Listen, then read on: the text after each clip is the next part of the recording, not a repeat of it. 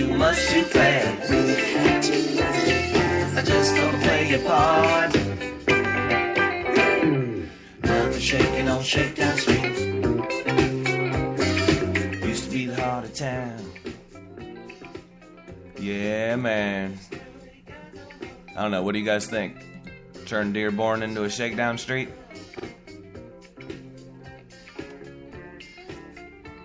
I think we could do it. You know, show up with some good energy,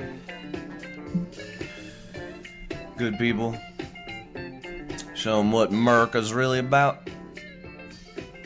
That'd be a bit of okay by me. We got some new folks joining us here. Christy Fox Tyler from PA is with us, and we also have Ashley Briscoe from Atlanta, Georgia.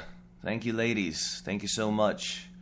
I frequently talk about the importance of the women in our nation and how it may be more important now than ever for us to be able to hear strong women's voices. So if there's ever a time that either of you want to call in, let us know. Let me know either on the chat on Right Side Media or on Facebook, or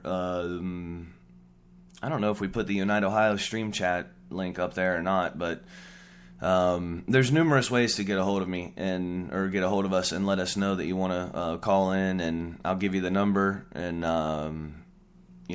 we'll listen to whatever it is you guys got to say. It's important that we have as many people as possible, and the women's voice in this country have been stifled, and our history has been rewritten. Let me say this just for example, okay? Jerusalem in the time of Rome, it was a bunch of Isis worshippers. Isis is a female deity. Do you honestly believe, does anybody think that there was a bunch of men preaching the religion of an all-powerful woman? No. No, it was women. Women were in the leadership positions. Then Christianity was taken over by Constantine. Rome shortly fell after, and they hung on to principles such as thou shalt not suffer a woman to teach. I understand the principle behind that, and I understand what positive can be taken from it. And if you talk about it in the context of some kind of equality, then I'm okay. Other than that, I do not buy into that theology. I believe that men and women are the perfect complement to each other. There was never a competition except for the ones built in our minds, the ones we believed in that were given to us as some kind of strange inheritance from a television, newspaper, magazine, and ruling class that wants us to constantly be distracted. Now, that may just be me, but I also look at our Republican friends and how they're accused of having a war on women. So we looked it up to see why, and sure enough, they keep passing ridiculous laws and making crazy statements in regards to women's bodies and what they can and can't do. The latest one is a pregnant woman working, and this, that, and the other. And, well, if we had, systems in place in the most civilized, most prosperous, most technologically advanced first world country on planet Dirt, systems that made sense, you wouldn't have a pregnant woman working in the first place. And you never get to legislate over somebody else's body. This is insanity. It's like, it's a huge violation. So we need women, not just, here on this show, but we need them in leadership positions. And we need people to understand that there isn't, whether it's feminazi or masculinity Nazi, those extremes really don't have a place in reality. How about we all come together? Huh? What do people think of that? How about that? How many times you get to hear that in a day? How about we drop our egos, realize there is no competition, that we are the perfect complement to each other? There's some things about Russia and some things about Europe I would really like to adopt here in the U.S., one of which is if you're in Russia and you're the first person to accomplish something, that's it. You're the first person to accomplish something. You're not the first woman. You're not the first man. You're the first person. Here, they make sure that we stay in this competition that divides us, I'm here to break it to you, but if you look at the design of men and women, you can tell that we were built to be the perfect complement to one another. Nothing more, nothing less. It's as great as it was meant to be, as it was intended to be. So, anyway. Rant over. Oh, man. Daniel Johnson, Manny Vega, Justin King, Alex Freeman, all of these people are working really hard on the activist scene, whether it's Solutions Institute or anti-media. These guys are working really hard, and I appreciate all of their work, and I suggest all of you guys also check them out. Check out the anti-media. Solutions Institute will start January 1st. Give them some support. Help out our local businesses. Sassy Chick's new and rustic trading post. That's right. They brought back the trading post idea. How cool is that? Check them out on the Book of Facialitis. Give them a click. Ye old likey poo. And that helps them out and it helps us out. You know, small business is nothing more than a family that said, I don't want to work for somebody else. You know, I'm going to try to do this myself. So help those people out.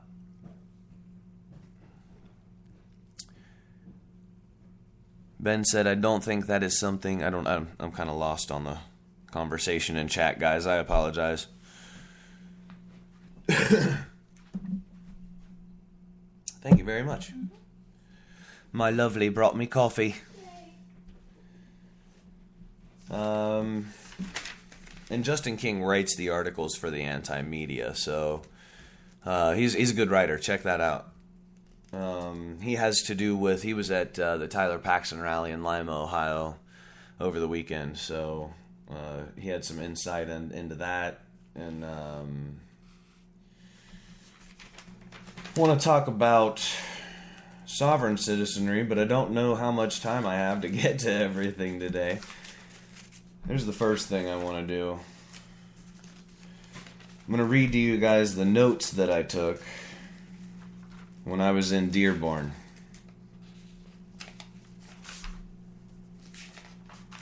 Okay. And some of this is going to seem a little bit inconsistent, but like if I read it any other way, it would. But you guys are going to get to hear how it went, like through the progressive steps. Because when we first got there, we were 40 miles outside of Dearborn. Dude, I live in Ohio, okay? There's people listening from Georgia, Florida, Canada, everywhere today. And I appreciate you guys. And here's the thing. All of you have heard about Dearborn, right? We've all heard about Dearborn. We've all seen the videos, this, that, and the other. We're 40 miles, nothing but 40 minutes away from Dearborn, and we're asking the people who live there about Dearborn, and we got responses like, no, I don't know anything. And they were gone. Like, they would walk away. We couldn't get them to interview. The one person that did talk but wouldn't talk in an interview that Keith Migra and the Gentle Giant Tyler spoke to, the woman, said she grew up in Dearborn and had to leave because of the constant harassment, that she was being beat up, she was always being yelled at. She had to leave her hometown.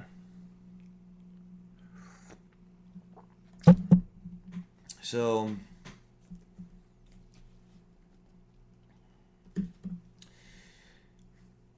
the locals have told us and the militia to not go. The militia was told separately. One resident said she grew up in Dearborn but had to leave due to unfair and mean treatment. The other locals said they know nothing, in quotes, and seemed reluctant to speak. It seems as though there is fear here, and confusion. I cannot help but think there is something much larger here, as far as a story. And I'm just reading you guys my notes. We stopped into a Boston market, and a gentleman there by the name of Tim spoke with us. He said he believes the presence of the foreigners has helped the economy, especially the downtown. He's lived here 40 plus years.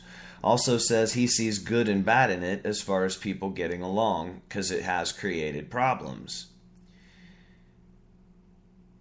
He said there's a lack of gratitude from the teenage Arabs that if he goes to the gas station or something like that, he'll get yelled at, that they'll drop the N-bomb on him.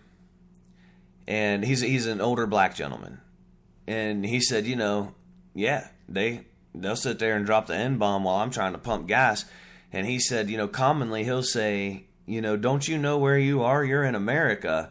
And immediately they'll start joking and laughing, talking about America, whatever, you guys are dead, da-da-da-da-da-da-da.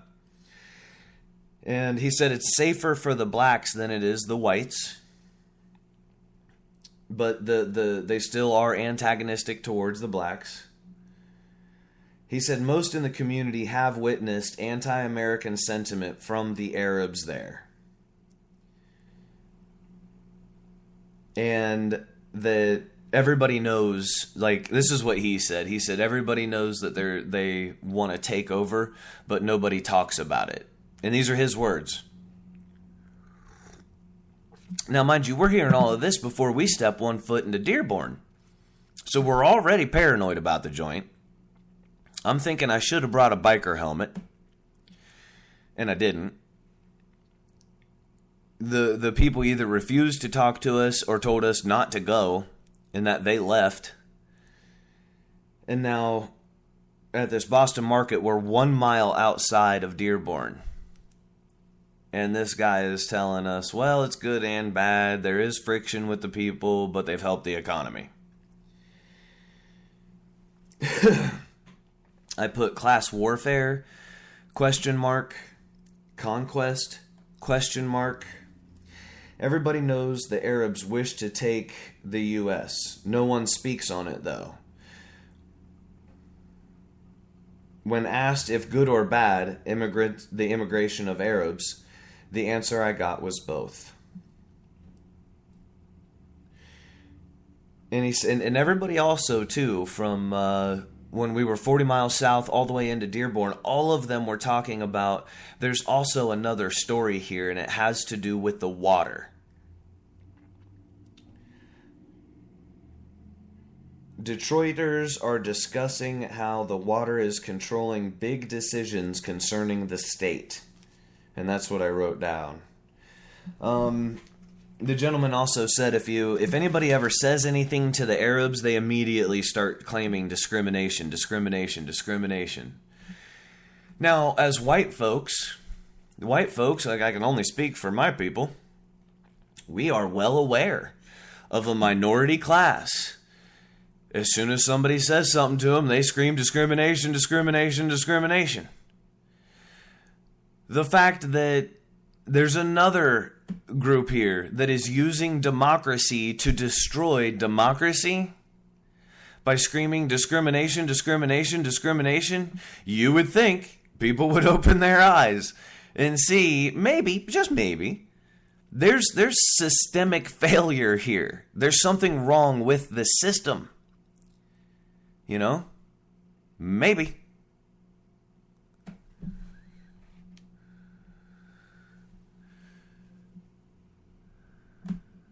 Oh, Miss Sea Gypsy.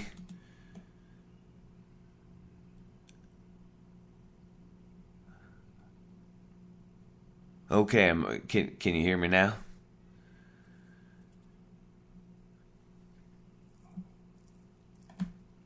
I'll wait till you guys tell me. Yes, I saw you guys said I dropped. I wonder what the last thing was that you heard, because what I'm talking about is discrimination. They said that the locals in Dearborn. Yeah, I want to stop using Spreaker. I want to stop using Spreaker and use a different system. But I'm glad you guys can hear me again. Yeah, I'll type in here, refresh if we dropped you.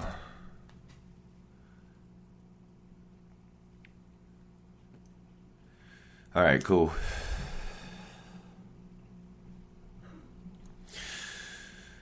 All right, so yeah, the gentleman I spoke to in the Boston market in about 1 mile outside of Dearborn said that if you say anything to the Arabs, they'll claim discrimination. And the white population in the U.S. knows all about a minority claiming discrimination. And you would think at this point we would all be able to recognize how minorities use our democracy to destroy our democracy. It was constructed mostly on the honor system. And the Founding Fathers even spoke about that. They spoke about, here's your republic, if you can keep it, and then they spoke about how to keep it.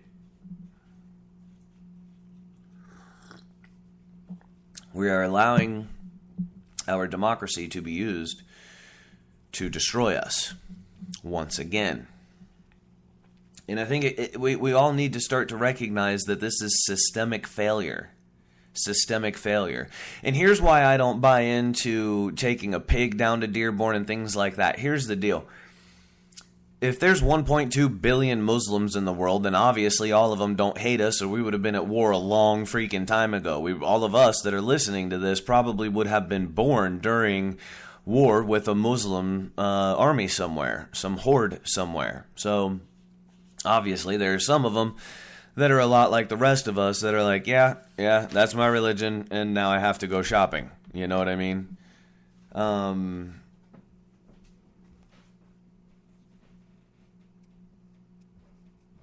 So we we can pretty well attest that there are some Muslims that don't want to kill us. You know what I mean? They want to, go to the ball game, chill out, go home, watch a movie, wake up, go to work. You know what I mean? Like, that has to be the case. So here's what I've proposed. I don't want to, if I have to be offensive, I'm not going to do it in a catty way. If I have to be offensive, it's war. Period. We tell all Americans to get out of there. Tell the Arabs, look, sure, if this is what you want. And then we burn it from the perimeter in. Done. I'm not going to play. This is my country. I don't have time for jokes. I don't have time to play. I'm not going to sit there and mess with these people like I'm friends with them, because I'm not. If that's the way it's going to be, then we know how to do it. Americans know how to affect change through violent, aggressive means. And if that's the point, I mean, look, I don't want to go down there or up there and offend folks that we could very easily say to, listen, my ruling class brought you here, okay? That was a mistake. We're going to get our country back, and if you are our friend, you will stop hurting us. You are hurting our country. It harms us for you to be here and be on refugee status. You're tax-free for 7 years, mandatory. That came off of the hard work of my grandparents all the way to my parents and myself.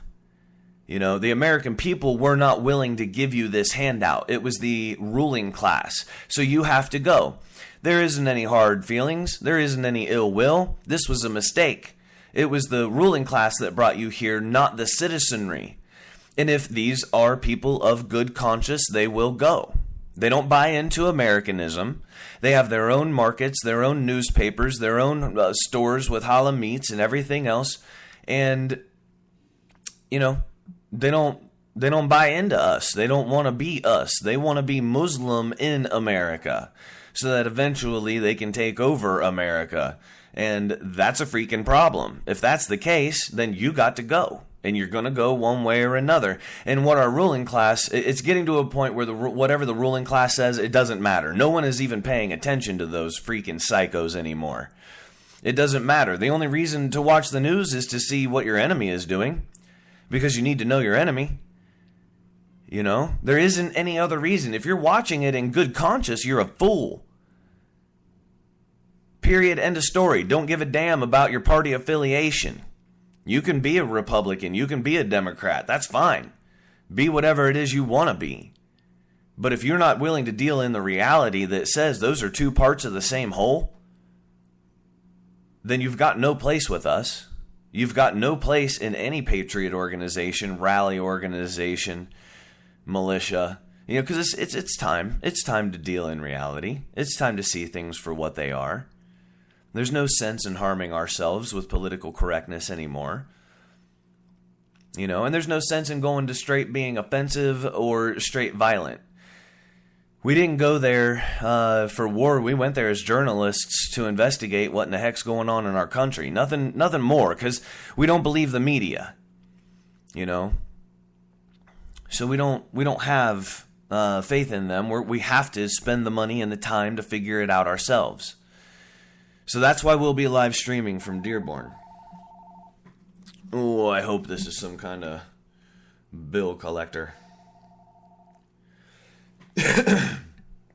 Nope.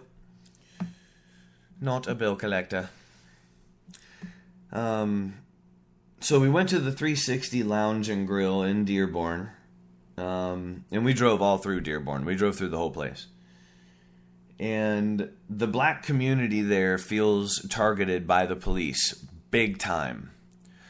The one gentleman I spoke to said that he has to take back roads from where he lives to his work. He can't even take main roads because he knows where all the cops sit, and they'll pull him over.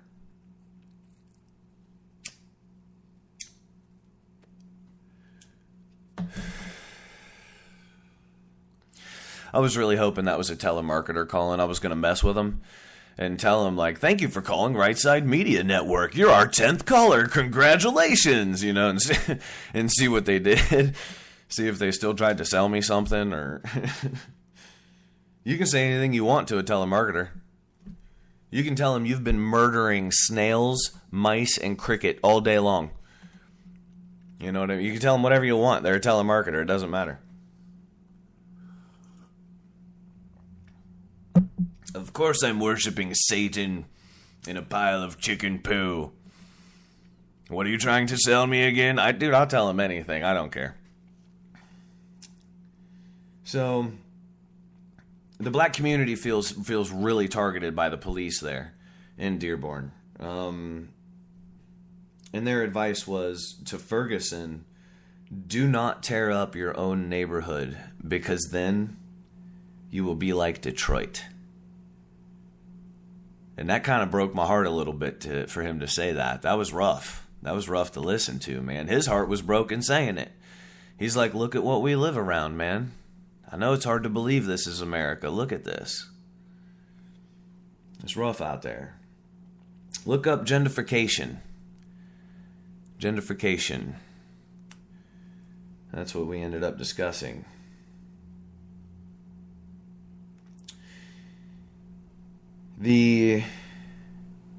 Another interesting comment he made was that 9/11 didn't cause a lot of tension with the Arabs in Dearborn, because everybody felt like it was an inside job.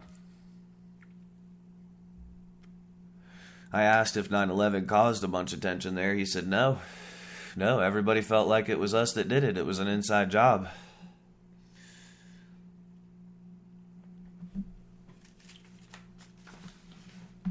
So... all right. Those are my notes from Dearborn. We will, I'm going to take a little break here. That was quite a bit to go through. Oh, man, I appreciate you guys checking me out today, spending a little bit of time with me. And the ladies that are with us from Pennsylvania and Georgia. Thank you, ladies, very much.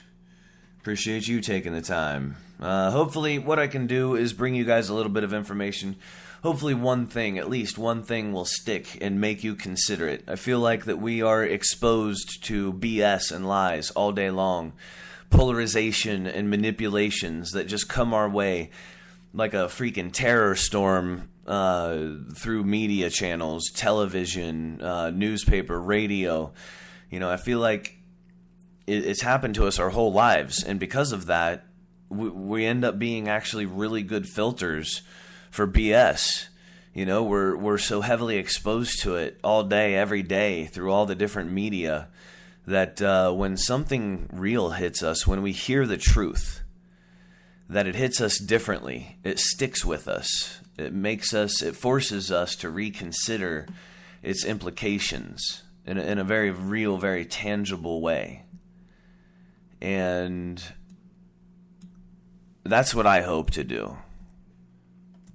You know, I hope to be a kind of a fire starter in a way, in a manner of speaking. You know, but it only means anything if you do it yourself. You know what I mean?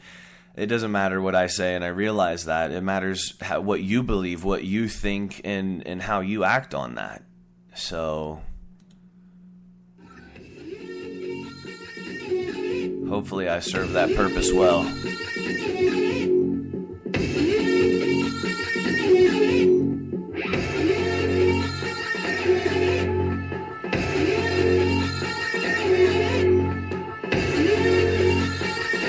Feels like we're all getting ready for something.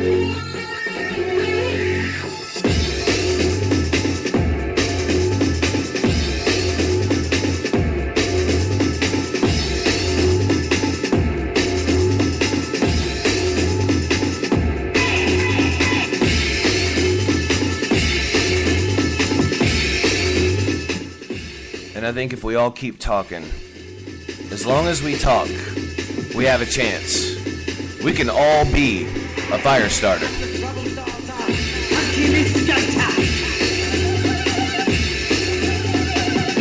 the fear addicted, danger illustrated.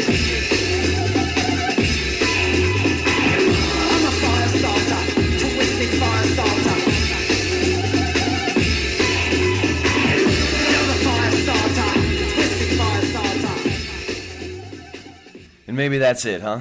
Maybe that's the point. Maybe we do believe in living civil. Maybe we do believe in living moral. But the point is that it's time to be a bit less civil. We fight for civility. We fight for morality. You know, remember, the Constitution doesn't protect not one of us. We protect it. And everything Hitler did was legal. Everything Adolf Hitler did was legal.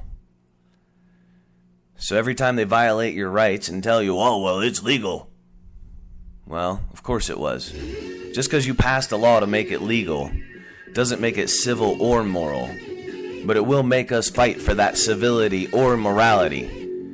That spirit hasn't died in the American people, and it hasn't died in the people around the world. It's very prevalent, it's very alive and well in all of us. All we have to do is remember it.